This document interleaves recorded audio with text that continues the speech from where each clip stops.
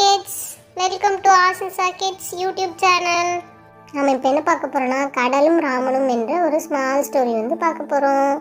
ஒரு நாள் கடலில் பெரிய அலைகள் வந்து கொண்டே இருந்தன. அவை சலிப்பாகவும் கொஞ்சம் கோபமாகவும் இருந்தன. அதே நேரம் சிறிய பையன் ராமன் ஒருவன் கடற்கரைக்கு வந்தான். அவன் கடலை பார்த்து சிரித்தான். அப்போது அலைகள் ராமனிடம், இங்கே விளையாட உனக்கு விருப்பம் இருக்கிறதா என்று கேட்டது.